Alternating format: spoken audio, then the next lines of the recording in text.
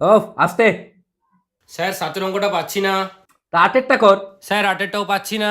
নয়েরটা কর। স্যার ও 9টাও। এত ডিস্টার্ব করে না এরা, তোদের জন্য কি মন দিয়ে আমি সিনেমাও দেখতে পারবো না? দিন রাত এক করে তোদের জন্য সিনেমা দেখছি, এখান থেকে প্রশ্ন চলে এলে যদি না পারিস, এখন যেখান সেখান থেকে প্রশ্ন আসে। শুধু অঙ্ক অঙ্ক, মানে দিন রাত পরিশ্রম করে ভালো পড়াশোনা করে একটা ভালো রেজাল্ট করার নোংরা খেলায় মেতে উঠেছে। আর একটু বাকি খুনি ধরা পড়বে এক্ষুনি। তোদের যা অবস্থা, তোরা যা ডিস্টার্ব করছিস, খুনিও ধরা পড়বে না। তোদের জন্য এই খুনিগুলো ধরা পড়ে না। স্যার আমরা কি করব এখন? তোদের কিছু করতে হবে না, পুলিশই ধরে নেবে। আরে স্যার কোন অঙ্কটা করব? এটা শুধু অঙ্ক। মনোযোগী পড়ুয়া কোথাকার। যেটা পারছিস না ওটা ছেড়ে দে। তোরা স্টুডেন্ট হয়ে পারছিস না, আমি টিচার হয়ে কি করে পারবো? আর সব পারতে হবে এরকম কোনো মানে নেই। না, ডিস্টার্ব করিস না। স্যার তাহলে কি চুপচাপ বসে থাকবো?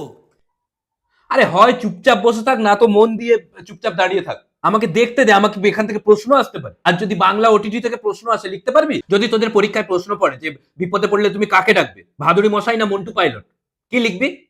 উত্তরের সপক্ষে যুক্তি চাইবে। কোন হইচই ক্যারেক্টারের সঙ্গে একদিন কাটাতে চাও?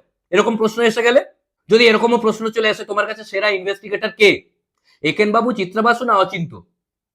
কি লিখবি? এরকমও প্রশ্ন আছে, নিজে থেকে লিখতে হয়। এরকম প্রশ্ন আছে যে কোন আপকামিং হইচই রিলিজের জন্য তুমি ওয়েট করছো। আরেকটা জিনিস হোমওয়ার্ক থাকবে তোদের। এক্সামের প্রিপারেশনের জন্য হইচইয়ের আপকামিং কন্টেন্ট স্লেট অ্যানাউন্সমেন্টের ভিডিওটা দেখে নিতে হবে মন দিয়ে।